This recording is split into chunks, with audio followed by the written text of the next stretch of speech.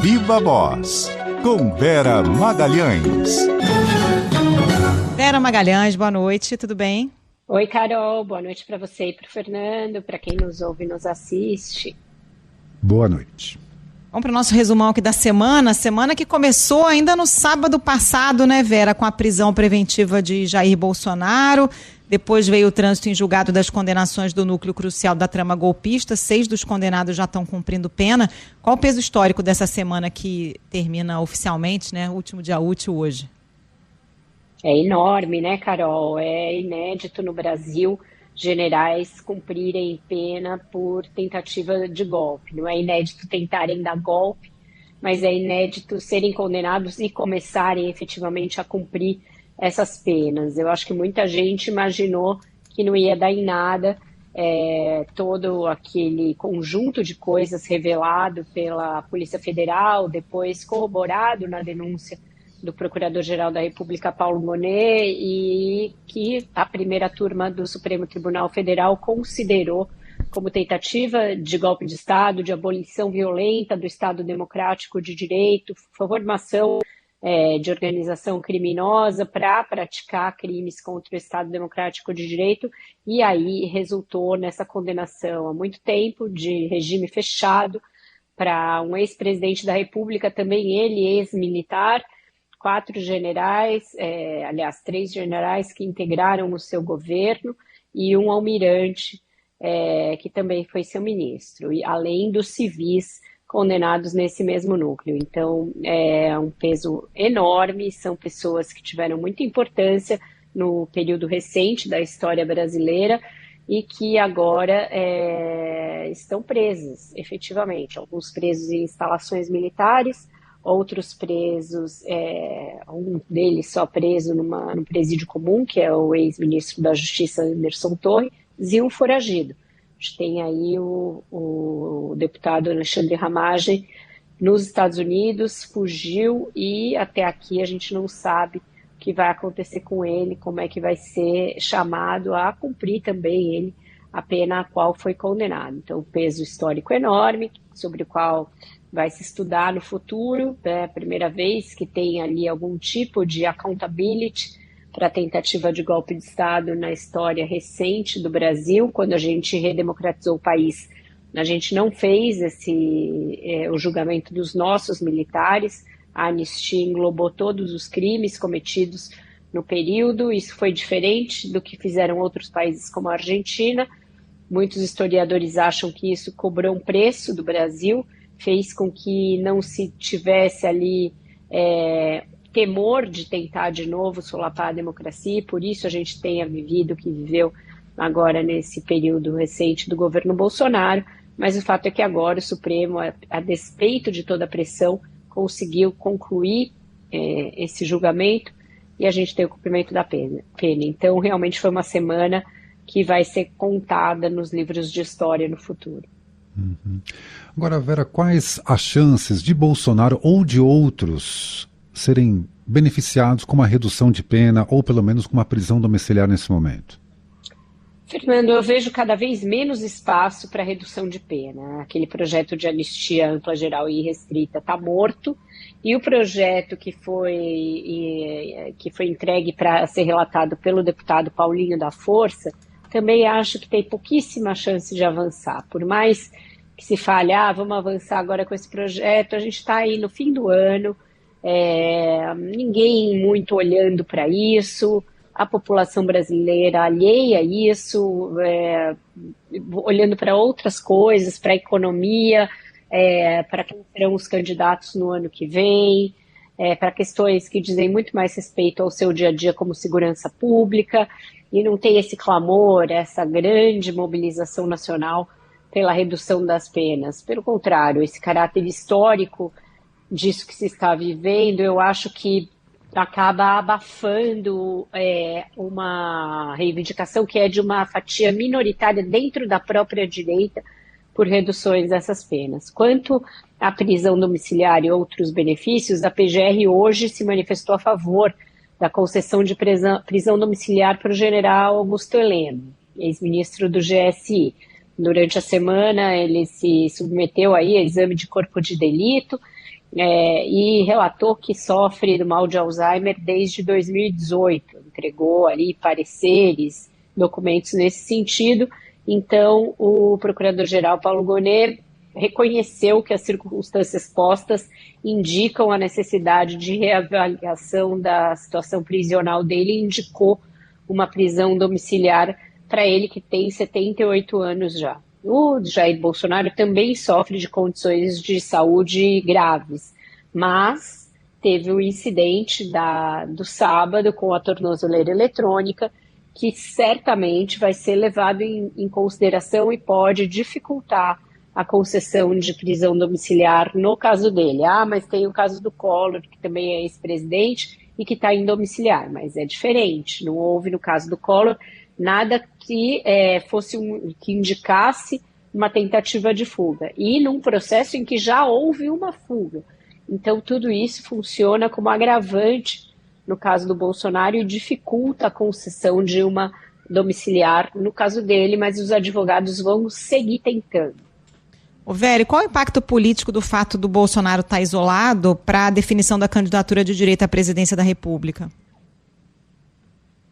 É incrível como o ditado do rei morto, rei posto, ele é sempre atual, Carol, mesmo para figuras muito fortes da política, né, como o Bolsonaro. Não dá para dizer que ele esteja morto. O bolsonarismo ainda é um movimento que carrega o sobrenome dele, isso vai persistir por um tempo, mas esse peso relativo caiu muito depois que ele saiu de cena, que as medidas ali cautelares impostas contra ele o tiraram do dia a dia, das redes sociais, daquele corpo a corpo que ele fazia em aeroportos, das manifestações que vira e mexe, a direita estava convocando com a presença dele, e agora, com ele preso efetivamente, né, em prisão na Polícia Federal e não mais domiciliar, o acesso que ele tinha a lideranças políticas foi mais restringido ainda.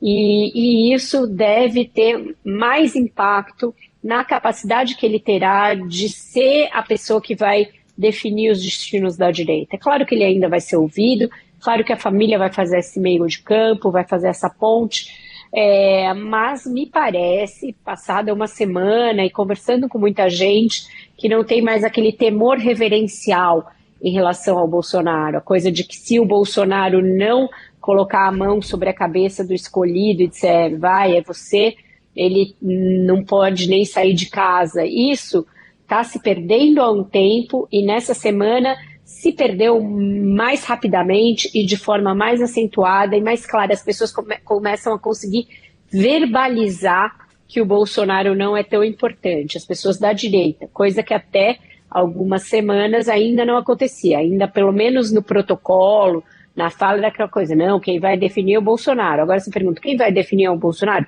Não, certamente ele vai ser importante, mas não necessariamente. Então, tem uma relativização desse peso muito visível e muito rápida. Vera, vamos agora para o outro lado, para o outro espectro político. O presidente Lula sancionou essa semana a lei do imposto de renda zero, vai inclusive fazer um pronunciamento em rádio e TV no domingo sobre isso. E a semana termina com outros bons indicadores econômicos. Nós começamos hoje aqui falando sobre o desemprego, uma taxa histórica baixa. A campanha vai ser nessa toada, nessa linha? A campanha vai ter muito dessa linha dos ganhos econômicos para a maioria da população, né, para aqueles que não são os bilionários. Então, o IR como carro-chefe, abre alas ali da campanha. Seguido pela coisa do Bolsa Família, que ficou no patamar de R$600 em definitivo, por essa questão do desemprego abaixo da média histórica, né, já vinha em recordes sucessivos de baixa, e o indicador do trimestre que terminou agora ainda deu um salto para baixo, então é menor número de uma taxa que já era baixa, então 5,4% de desemprego, 0,2 ponto percentual a menos do que no período anterior e 0,7 em relação ao mesmo período do ano passado. Então, um momento de praticamente pleno emprego, com a renda também em leve alta. e com a idade média do brasileiro subindo. Então, são todos indicadores de bem-estar econômico, bem-estar social, que saem mais ou menos juntos e que vão certamente compor um enunciado, vão compor um discurso do governo Lula de que essas perturbações que havia no governo Bolsonaro ficaram para trás, que agora se tem um governo de normalidade, com ganhos econômicos e bem-estar social para as pessoas. Isso é poderoso. A economia sempre foi um fator poderoso de decisão de voto, né? E agora tem outros que são levados em conta. A gente tem visto nas pesquisas o peso importante da segurança, e aí é uma criptonita do governo, é um outro lado, é um lado de fraqueza, mas o governo vai usar a economia para compensar essa percepção, que eu acho que é até um pouco injusta, porque a economia não é uma obrigação direta e primeira do governo federal, e sim dos estados, mas que está recaindo, segundo as pesquisas, no colo dele, está caindo no colo dele. Mas ele vai usar esses bons números da economia e uma outra coisa importante, a coisa da soberania, né? A gente tem aí a revogação do tarifaço para uma série de produtos, um estabelecimento de uma linha regular de conversa entre o governo brasileiro e o governo americano, e isso também vai entrar. Depois do New York Times, da Economist, foi a vez do Financial Times fazer um editorial falando de como o Brasil peitou o Trump e conseguiu vitórias. Isso se espalha pelo mundo, isso conquista setores da economia que até então eram muito refratários ao presidente, e acaba funcionando como um comparativo ruim para o bolsonarismo, porque foi o filho do Jair Bolsonaro que lutou, que comemorou essas sanções contra o Brasil. E agora que elas estão sendo paulatinamente levantadas, isso funciona para ver, olha só, tem um lado que trabalha para o Brasil, tem um lado que trabalha contra. Isso também vai ser um atributo que vai ser muito destacado na campanha eleitoral. Agora, nem tudo foi festa para o governo essa semana, né? O governo sofreu derrotas importantes no Congresso, que deixou bem claro que não tem maioria para qualquer votação mais polêmica. Parece que agora o Lula vai entrar em campo para negociar? Está entrando, né, Carol? Pediu o adiamento da questão da votação do Jorge Messias para o Supremo Tribunal Federal, fazendo isso através da decisão de postergar o envio da mensagem oficial dessa indicação, que é dar tempo ao Messias para ser recebido pelos senadores e para que o Alcolumbre receba. O Alcolumbre não marcou ainda uma data para receber o atual advogado-geral da União, e a gente não tem ainda uma confirmação de data da conversa do presidente e do presidente do Senado.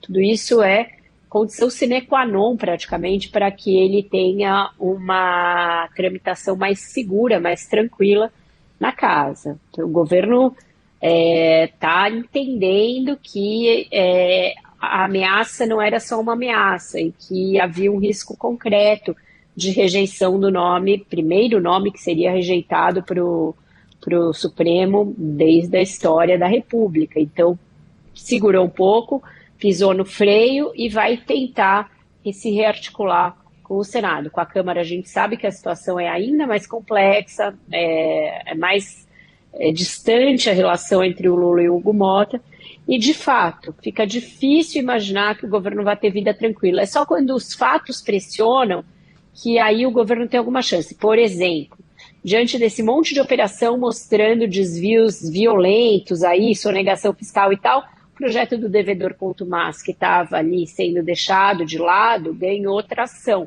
Mas isso não se deveu a uma articulação política do governo Lula, de jeito nenhum. Aconteceu, e aconteceu também de unir, inclusive, a direita. O Tarcísio de Freitas também defendeu esse projeto. Então, foram as circunstâncias que empurraram o projeto e não o governo ou alguma ação brilhante da articulação política do governo, que, pelo contrário, tem cada vez menos articulação com a Câmara e o Senado. Agora, voltando ao meio ambiente, Vera, a ministra Marina Silva deu a entender que o governo vai ao Supremo, você até sinalizou isso aqui ontem, para tentar recompor a legislação do licenciamento ambiental. Isso acontece logo depois da COP, né? Isso é uma derrota amarga para ela, principalmente, né?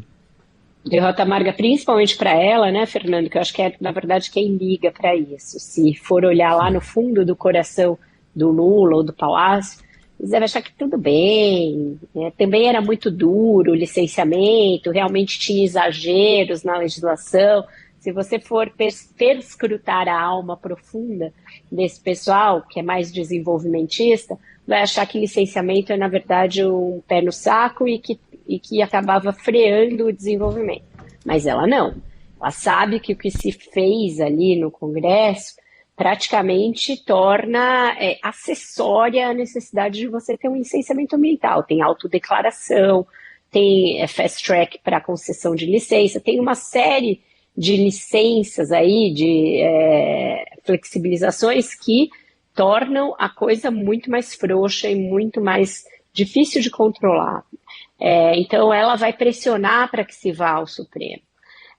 O governo vai ter de pesar, e eu acho que talvez tenha uma batalha a esse respeito, pelo que eu consegui apurar, porque o governo tem ido muitas vezes ao Supremo, o Congresso coloca isso na conta das coisas que dificultam a relação do Lula com o Congresso, e o governo não quer passar essa impressão de que usa o Supremo como uma espécie de VAR. Toda vez que ele perde, ele levanta a mão e vai para o Supremo.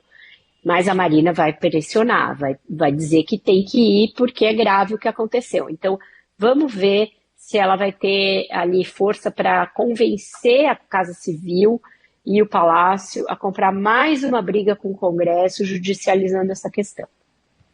Vera, obrigada por hoje, bom fim de semana para você. Estou saindo de férias, a gente se fala na volta. Eu tô sabendo. Divirta-se, eu estou na sua terra, Carolina Moran. Se as férias incluírem praia esse fim de semana, talvez a gente se veja por aí. Então tá bom. Então vamos combinar. 13º na conta, férias, tá, é só me chamar que eu vou. Então tá ótimo. Beijo, gente. Beijo. Tchau, tchau. Tchau, bom final de semana, Vera.